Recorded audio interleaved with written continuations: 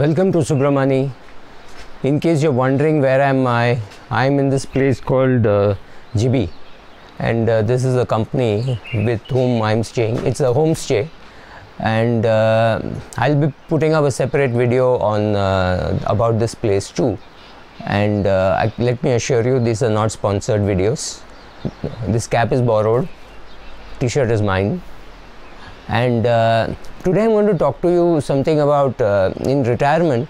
One big mistake which many of us make is that we forget to provide for some expense which is completely unforeseen but happens regularly. Now this is something funny. 1 year you replace your washing machine, 1 year you replace maybe your air conditioner, or if you have these toys, like if you have the Apple toys, then there is always a phone, there is a watch, there is an iPad, there is a laptop, and some additions which they make every year. Then you go and buy a GoPro, then you have a nice a mirrorless camera, and then they upgrade. You have a Canon R, you would want to buy a Canon R5, R6, right? So we keep coming up with these expenses and we don't provide for it. I'm not saying that you have to be very worried and skeptical about these kind of expenses.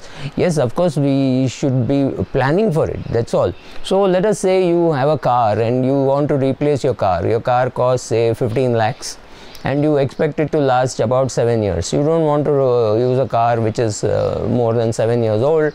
You don't want to be a 75-year-old stuck on the road and not knowing how to fix it.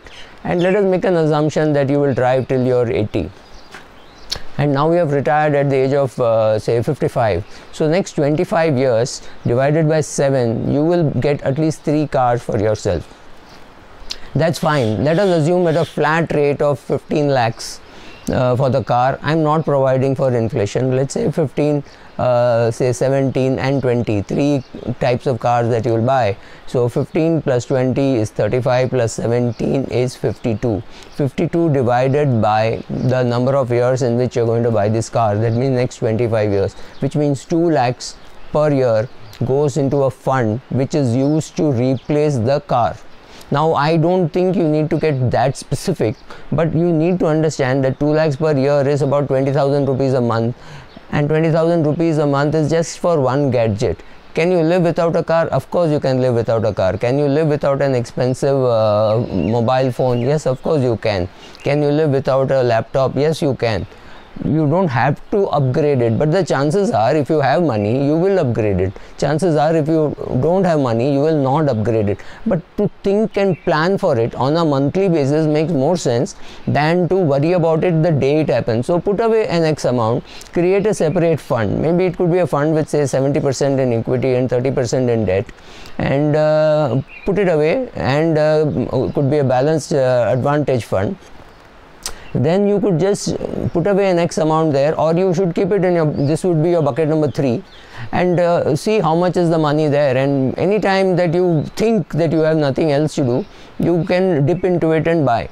Or you set away 20,000 rupees every month from wherever you are withdrawing. Suppose you are withdrawing from equity, you keep putting it away in a balanced fund and let it remain there. Or you decide that in a year when the market is booming, I will make some of these expensive purchases. So suppose there is a year when you got 70% return in your bucket number 3, which is full of equity, and you find that you had 5 crores there and that has gone to something like 70% it is up, it has gone to 8.5 crores. It happened last year. Most people with 5 crores are suddenly finding themselves with 7.5 crores. So when something like this happens, you know, okay, this is a great time to be withdrawing from here. Then you withdraw and you make your mega purchase, or this is the time you withdraw and put it into a balanced advantage fund and keep it there and saying, I don't need to replace my car, it is only 6 years old, I thought I'll replace it in the 7th year, so I will replace it next year, until then I need to hold it. That's a great time to be putting it into your bucket number 1. So you remove from bucket number 3, put it into bucket number 1, not because you're going to spend it on your day-to-day expenses, but you're going to hit a big expense next year, right? You will always do a drawdown when you have assets. So similarly, do a drawdown, keep it separate and use it for buying the asset. Or you decide that anyway the market is booming, it's a great time to be removing money, so you remove and you buy your car. You can buy your car in the 6th year instead of buying it in the 7th year. One more thing which senior citizens can do is tie up with their kids or nephews, nieces, anybody, because if there is somebody in the house who is replacing the car every 3 years, and there are such people, you of course have heard of Steve Jobs replacing his car every 59 days. You can always tie up with them and say, whenever you're replacing your car, I'll take it. Whenever you're replacing your laptop, I'll take it. But the choices that you have don't really change much, but the fact that you have to be prepared for some big expense like this should not miss you. And some of those expenses, now all these expenses which I have told you are happy expenses. Some expenses could be absolute emergency. If you're living in your own house and there is a problem in the roof and there is leakage, you may have to replace that, or you may have to repair it, right? Or society could come out with some charges saying we are going to break the building and rebuild it, or something like we are going to do major repairs and you have to contribute extra 25,000 per month. I am not saying you have to be paranoid about those things, but not being prepared for it is a big problem in retirement, because you find retired people saying, oh, I am retired, I cannot contribute to this. If you stay in a 5 crore house, you should expect 10 lakhs per annum, which is 2% as maintenance expenses, right? Don't run away from that, and don't lose the pleasure of living in a 5 crore house. Yes, you want to downgrade yourself simply because you want to live in a smaller house.